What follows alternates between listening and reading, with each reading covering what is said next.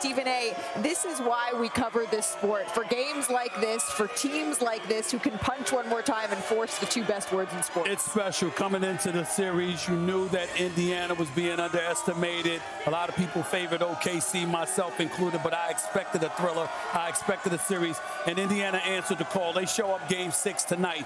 They were ready to ball. Nembhard got things started. Pascal Siakam was aggressive. And then Tyrese Haliburton, the injured one, who nobody expected but so much from, answered the call. I thought he was stellar tonight, no question. He gave them exactly the punch, the oomph that they needed, and the team collectively responded in kind. OKC's defense was nowhere to be found. Nobody outside of Shea and Jalen showed up.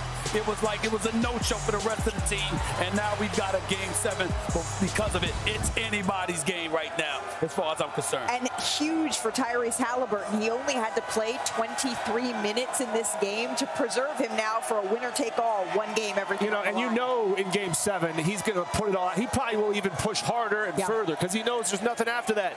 And he gave him what he needed to give him. And I'm shocked. I'm really surprised that Oklahoma City didn't capitalize, at least make it a game. This was not a game. Halfway through the second quarter, and you do not want to give away games in the finals. They already gave away Game 1. They didn't show up here tonight. Look, they're going back home, and they earned that. They had the best record in the league. They earned that Game 7 at home.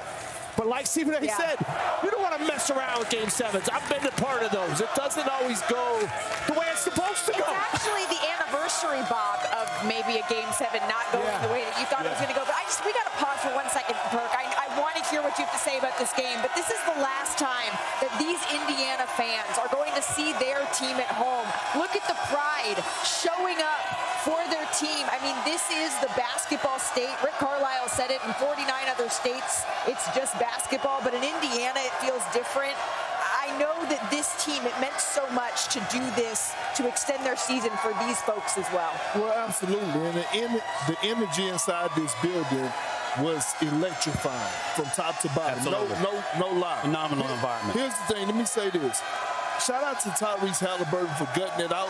But the heroes of tonight's game was T.J. McConnell and O.B. Toppin. When they came in off the bench and provided their spark and did what they needed to do on both ends of the floor, because, Bob, you and I was talking, we kept saying, Miles Turner, what you gonna do now? Miles Turner, what you gonna do? And all of a sudden, O.B. Toppin come in, 2 big threes. They looked like they couldn't stop T.J. McConnell. Here's the thing. The Oklahoma City Thunder got pumped tonight. Okay. All across the board. Beat on the 50-50 balls, the rebounds, everything. They got pumped. And here's what you need to know. That's why Game 7 is a pick-em. It's not a foregone conclusion that it's going to be OKC. J-Dub, after a 40-point performance, was a -40 tonight. Regular season, postseason, career low. It's up for grabs. We got to push for Game 7. Game 7's going to be a thriller. I'm very worried about the noise volume in Oklahoma City for Game 7. It's going to come down to the wire. It's going to be That's why you get it. Game 7 at your house. It's going to be a thriller. Wanna try to boast at what I look like. I'm gonna try to wear, I pull up long range. Jimmy with the heat, I'm on fire.